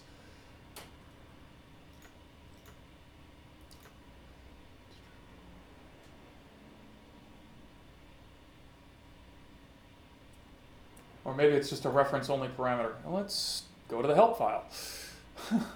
We will find this. There is one way to associate interior parts to an opening default, in a default way. Let's do this.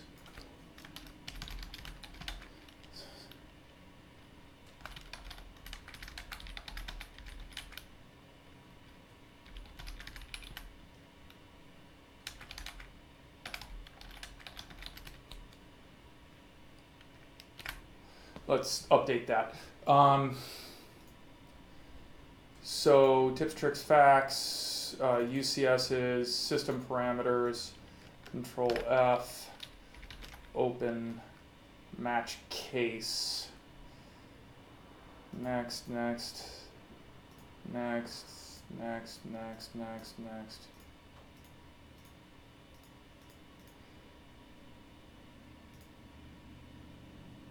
Okay, so that's not it.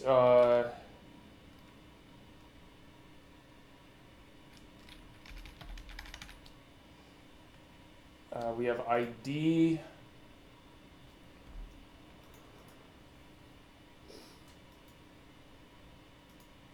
Hinge opening angles.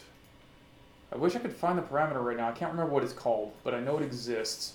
There is a parameter that allows you to associate an interior case opening or an interior part with the face section that it belongs to. But I recently had to do something in reverse. There is a UCS I have here that I think outperforms Cabinet Vision's lock UCS by miles, which I will not give you, but I will brag about. Here's something that says lock me. Now let's resection this cabinet so it actually looks right and throw 3 drawers in there. And now section interior, horizontal split there. Not like that. So what I needed to do with this UCS, and this UCS just looks for a set of parameters and dimensions a piece of hardware in the correct location.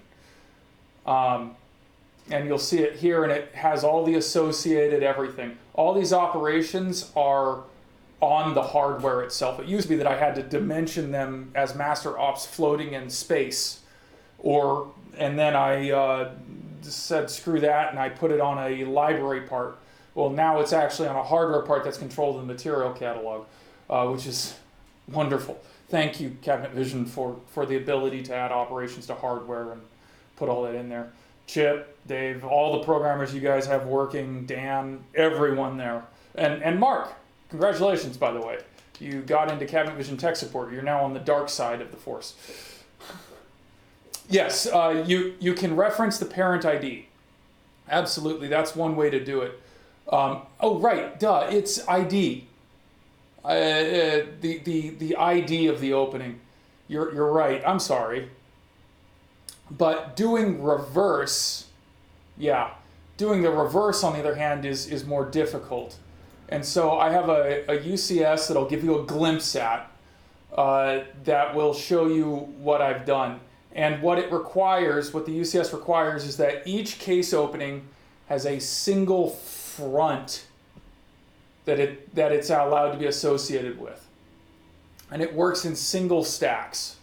So You might be able to tweak it to work horizontally as well, but the way I have it right now, it works in single stacks.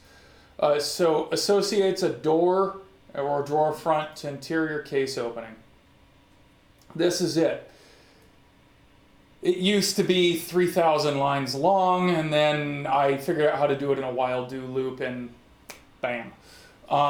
So what you do is you just count IDs, and then you count locations for that.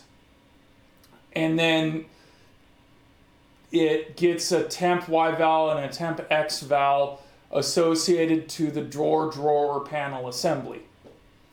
Now, the nice thing about this and what you can do with that that's really interesting is, so that gives you the size and location of these openings with the temp X, temp Y, and then the temp X2 and the temp Y2 values.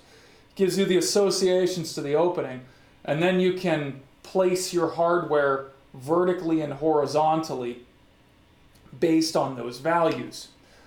So we have a UCS here that does this for the locks, which is wonderful because it shoots it into the stretcher so you don't have an additional piece of hardware that you have to dimension out.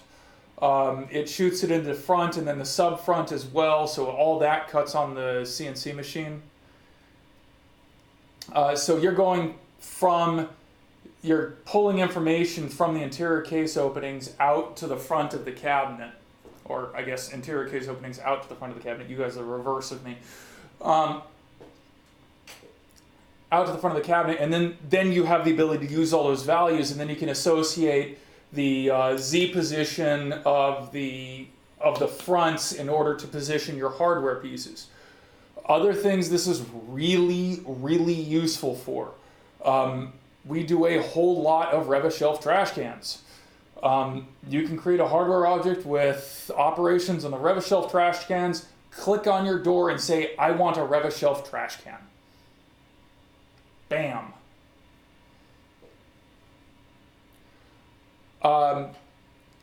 So here's the thing. I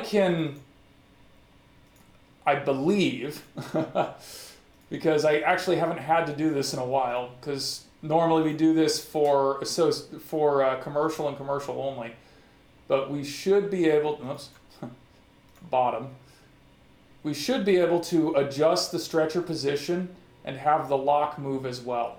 And yes, we did. So yeah, we don't have to adjust the X or the Y location. I have that set. It's a hard value in the UCS because the master operation on my piece of hardware here is at a set value because we wanted a specific distance down from the stretcher because that also aligns up with our typical drawer front gap.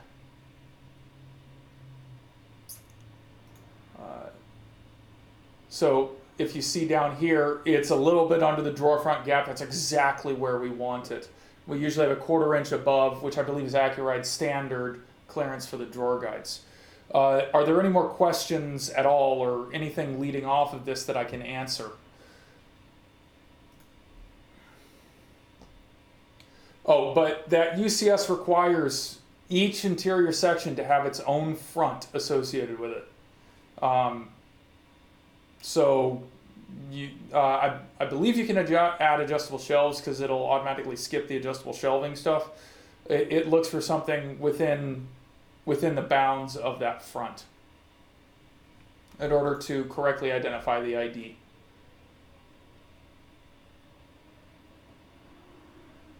We have 15 minutes. That's like 2 more questions. PhotoVision. I had them, and then they went and changed the rendering engine. Tips and tricks. I would say find a good set of textures and make a light grain pattern with them. But most people, when they talk about PhotoVision, are talking about lighting. I'm not very good with lighting. I'm actually colorblind. So I have to take someone's word that this color actually looks like oak and not cherry. Vortex spaces is good. Yeah. But I can actually give you something of a hint. All right. This is what I do instead of providing a PhotoVision drawing. And I do this rarely. It's not ridiculously common. But export Cola data. Desktop. Let's just do a test. Test DA already exists. Okay, so we just exported what's known as a Cola data file for this room. And what I then do is I come over to SketchUp, 14, File, Import.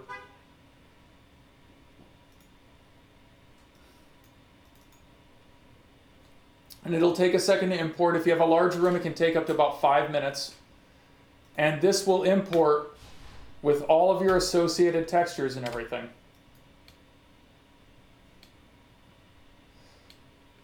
All associated textures, all nasty things.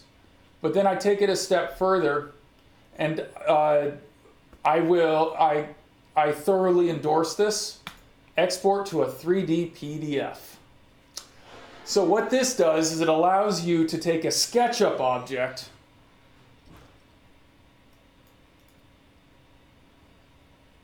and let's just do a test. It allows you to take a SketchUp object and send it to someone that doesn't have SketchUp. And they can look at it, rotate it around and say, yes, I like this, or no, I don't. You don't get fancy lighting, you don't get photorealism, but you get what you initially got out of PhotoVision, which was a clearer picture of what was going on. So now let's open up that, oh, excuse me, I feel like I'm gonna sneeze. You ever have that sneeze that just never wants to come? Oh, here it goes. It's loading in. This can take a minute or two as well. So now I have a SketchUp file in, this is Adobe Acrobat, that allows you to rotate it around and look at it, look at different things underneath, around, inside.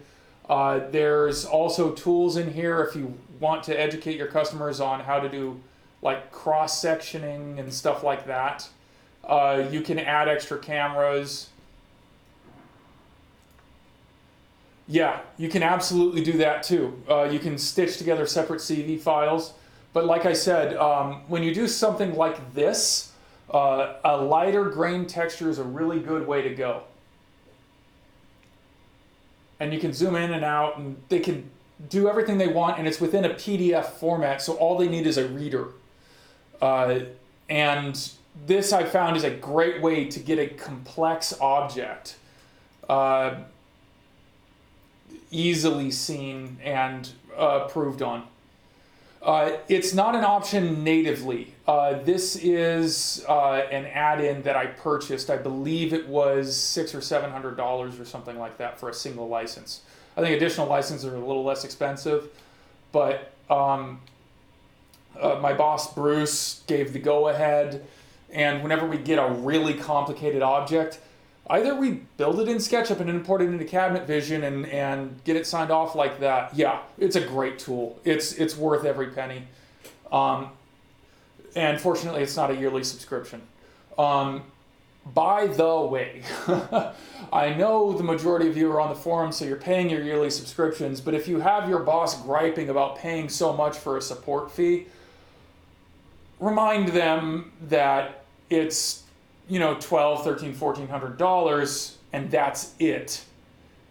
You pay more than that in car insurance if you've got multiple vehicles owned by a company. I promise you. It's keeping up to date, getting your tools right, getting these bugs fixed, and then access to the forums on top of that, worth every single penny. That is a tool and an association. I mean, all of you are here getting this information because of the association with the rest of the forums. Yes, Yes, it is a unique thing for very custom items. Let me see if I can bring up one of the more interesting things we've done for this. Hmm.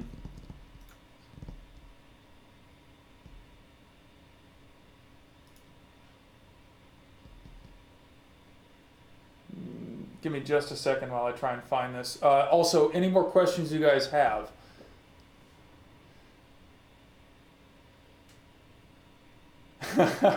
You want to see the bunk bed? Well, the bunk bed. You saw that. Okay, I haven't built the bunk bed in Cabinet Vision. It's actually entirely a SketchUp object. I think I can pull that up without giving away confidential information. No, not UCS driven. No, entirely in SketchUp. It was a SketchUp submittal and a SketchUp model. And what I did is I made a template. Drawings page out of Cabinet Vision for our typical drawings page, and then I exported a 3D PDF and then layered them together in Adobe Acrobat. So we got a 3D PDF of a drawing of a bunk bed with our Cabinet Vision submittal template. Oh, thank you. Yeah, sleeping on the job because I'm not making a bunk bed entirely UCS driven. Okay, let me find this bunk bed that I was asked about.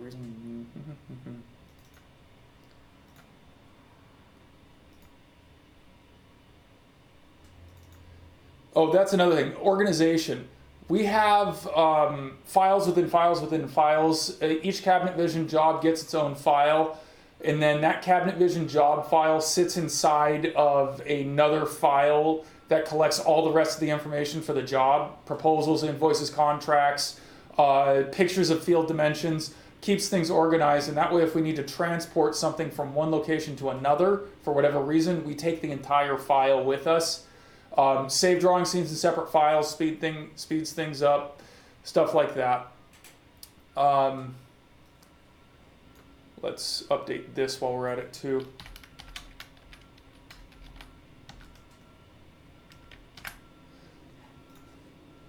We're looking for this job. Where is it? Summit Ridge.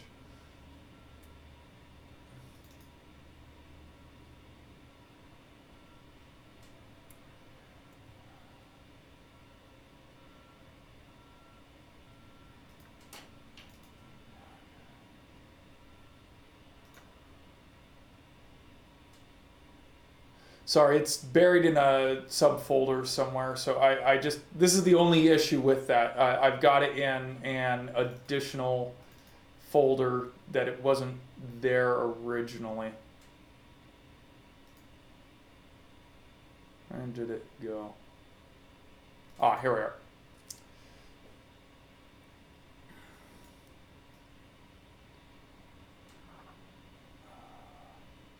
This was the template, I believe. And where did it go? All right, I'll just open it up in SketchUp, I guess. We'll bring that back up. Murphy, you strike again.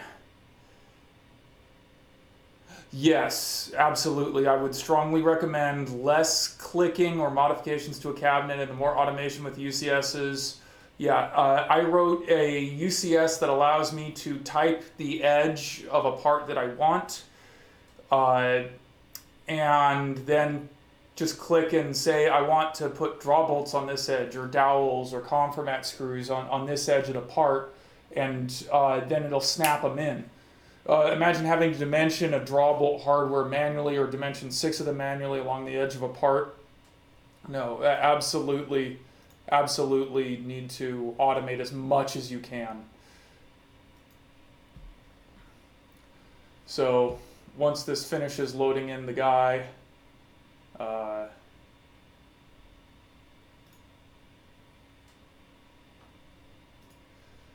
well, let's see. Is there a bunk bed in here? Nope.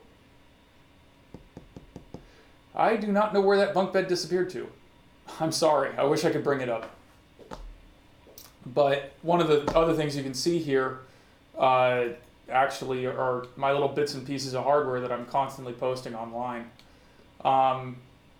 This is a channel lock. The channel lock object that they initially give you has something like, I don't know, almost 1,000 faces or something like that. This, I believe, has 30. 30 or maybe 40 faces. Yeah. Yeah, I was looking at it, and the connection wizard is good, but until I actually dig in and use it, I don't know that it's actually going to replace what I've done. Unless you can literally click on an edge and say, I want this connection on this edge. And even then, my UCS allows to automate the adjustment of the in-out and everything of these parameters. So if they give you a... if, this is all hypotheticals, if they give you an interface that's similar to doing edge banding, it might work better because you'll be able to visualize it a little more. But if they don't, then I'm going to be sticking with using my UCS instead. So yeah, CV12 definitely has a connection wizard. But again, yeah, exporting a 3D PDF and then loading it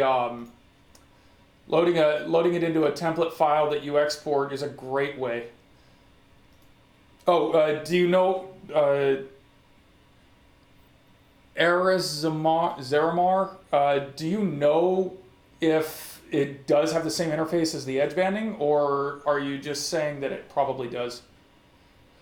Yes, there will be a link to a recording. I will. The Twitch automatically archives it, and then I believe I have it set up correctly to go straight to YouTube. I'll be posting the YouTube link later on, and we're almost done here. Process of handling the job with 10 to 100 rooms. Break it up. Phasing.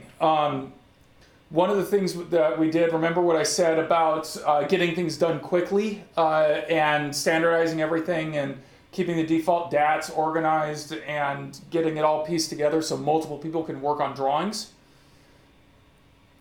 IntelliJoints have a very specific place now. Because we have the hardware that we're capable of adding stuff to, actually, sorry, I'll get into that in a second.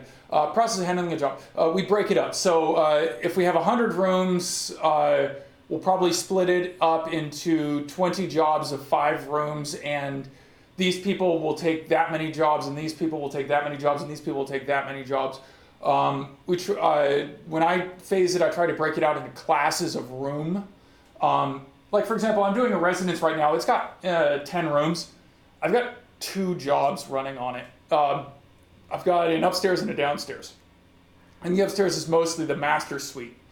So I have it broken down into master suite and then rest of house, which is like kitchen, library, bunch of ancillary bathrooms, stuff like that. So you piece it up, and then you print the drawings to a PDF and then use Adobe Acrobat to piece those things together. So some software is definitely worth buying, some software is not. I do not believe the free version of a SketchUp Pro version is necessary because I believe it's not a one-time purchase. I believe it's another subscription thing. And the only real thing that I'm really a fan of subscribing to are your primary manufacturing software supports. We have AutoCAD and we have Cabinet Vision, and that's what we have a support service for. I think also maybe some accounting software stuff, but I don't really know for certain on that one. We do not have a generic tech support subscription. I handle most first-line tech support subscriptions. But yes, break it up, buy Adobe Acrobat, piece them together in a PDF, or just submit it as phase 1, phase 2, phase 3, 4, 5, 6, etc. And keep it organized. Make sure you know where each room is. We have an Excel sheet that we keep that stuff in. And props to Steve. Steve's the vice president here over at North Star. He came up with a lot of the ways of simplifying our process and putting it together. He's a miracle worker in some of that, and I give him a lot of pushback on a lot of the stuff that he says because it's more paperwork, and I don't like paperwork, but I have no way to deny that it's very effective. Okay, so to the IntelliJoint question, am I missing out or not? There are some instances in which an IntelliJoint is really useful when dimension system mops won't fire for whatever reason. There's like some bug in there that things are lining up perfectly and it's all 100% right, but it's just not firing no matter what you do. At that point in time, I go in and I make an IntelliJoint for it and I say, I really hate this, and I do it anyways. But ever since they added hardware to the system, and you're able to put operations on hardware that spring from cabinet to cabinet because of the match parameter, I don't think I've written a single new, well, actually that's not true. I've written one new IntelliJoint since then. And that's because when you want to dimension a joint without using a UCS, an IntelliJoint is a good idea. But I have so many UCSs and I'm so used to writing UCSs that I use a UCS to dimension a line bore instead. So IntelliJoints are good for manipulating that one-off situation, but most of the time I'm going to be using either a manually dimensioned hardware or a UCS added joint with the match parameter. Love to see some videos on how we use AutoCAD in our production flow. My boss uses AutoCAD more than I do. Bruce goes out and field dimensions things and then brings that information back in an AutoCAD file. I import AutoCAD into Cabinet Vision and use it there. I don't really use AutoCAD that much other than to get dimensions off of his field drawing.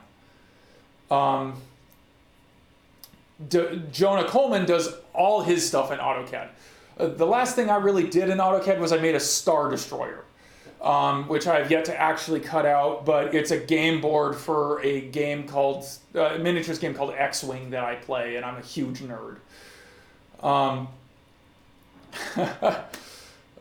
Thank you all for joining. This has been a big success.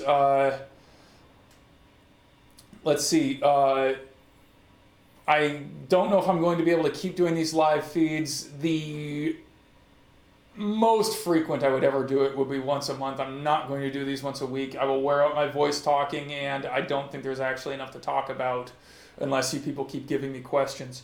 If I do one next month, it will be, I will lead off with that footed toe question for you, Mel. So I don't use AutoCAD and I don't have any more information for you guys. If there is any final comments, questions, concerns,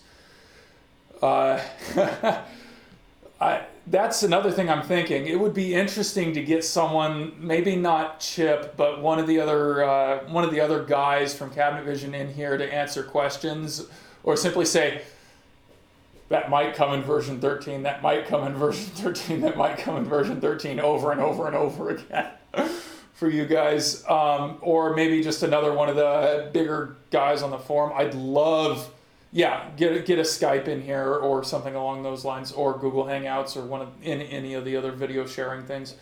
I would love to get Perry Miller in here.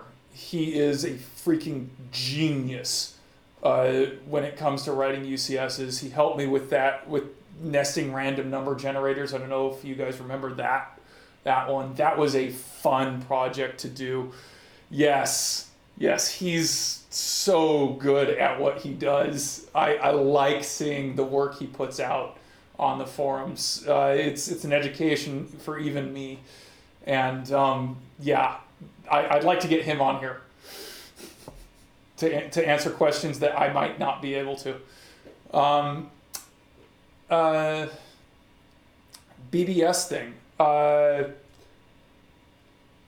What do you mean by the BBS thing?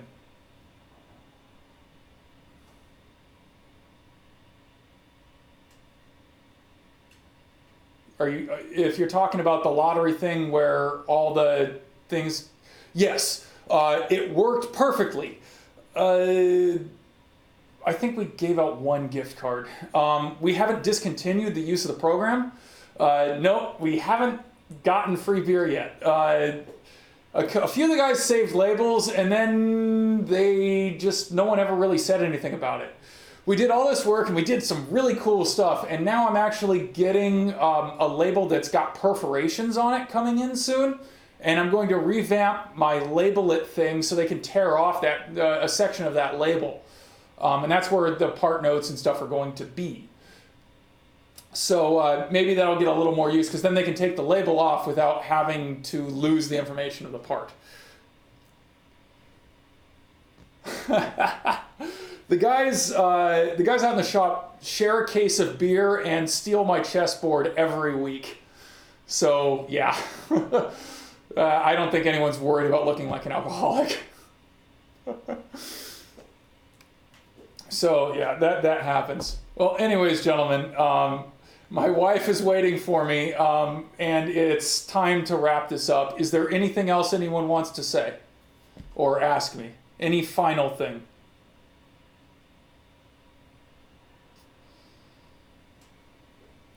I'll give you guys a few seconds to type something out. All right, see you later.